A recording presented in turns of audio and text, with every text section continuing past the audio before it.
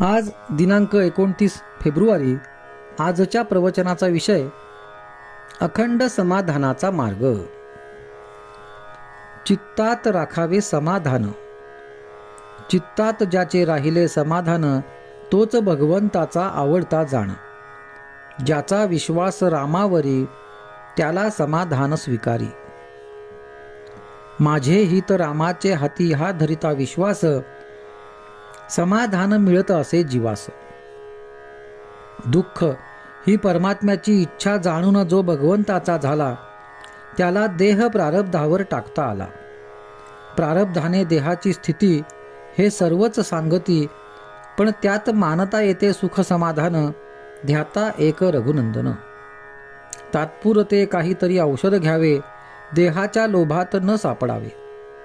माझे सांगणे दुजे नाही, जोवर श्वासोच्छवास देही, तोवर मुखी नाम पाही.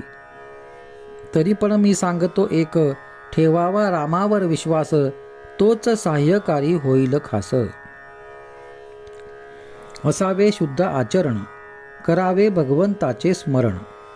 कर्तव्याची ठेवावी जागृती, त्यात भगवंताची राखावी स्मृती. नामाविण नाही दुजे साधन, हे सांगत आले सर्व संतजन. देहाचे अस्तित्व भगवंतासाठी, याहून नाही दुजी उच्च प्राप्ती. देहाचे भोग देहाचे माथी, ऐसे सर्व सांगती. परी एक वाटत असे चित्ता, ते दूर होतील एक भगवंत चिंतिता. भगवंता वाचून देहाचे सुखभोग, हे न मानिती साधू सज्जन. आता जगणे रामासाठी, हा निश्चय मानावा चित्ती. जगातील वैभव ऐश्वर्य संपत्ती, लौकिक आणि कीर्ती, हे परमात्म्या वाचून मातीमोल साधुसंत गणती. आजवर झाले कष्ट फार, देहाचा भरवसा धरून थोर. देहाचे सुख सौख्य आदर सत्कार, हे प्रारब्धाधीन सत्य जाण. मुलींनी खेळ मांडला, परी नाही कामाला आला. तैसा प्रपंची थोर झाला, परमात्म्याचा तो न म्हणावा भला.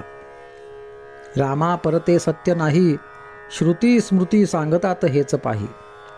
आता न ठेवावा जगी भरवसा, राम सखा करावा खासा. रामाविण अन्य प्रीती, उपजे देहबुद्धीचे संगती. आता रामा एकच करी, तुझा विसर न पडो अंतरी.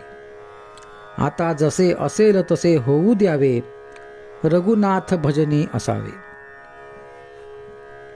मागील झाले होऊन गेले, पुढील येणार येऊ द्यावे भले. आता न धरावा हव्यास, हेच वाटे जीवास. जे जे करणे आणिले मनी, रामकृपे पावलो जगी. माझे आता काही दुसरे मागणे नाही. माझे कोणी नाही, मी कोणाचा नाही. जग आणि देह अगदी माझे नाही. जे जे काही दृश्य पहावे, त्याचे रूपांतरच व्हावे. हा नेहमीचा अनुभव ठेविता चित्ती, समाधानाची होय प्राप्ती. आजचा सुविचार. जोवर श्वासोच्छवास देही, तोवर मुखी नाम पाही.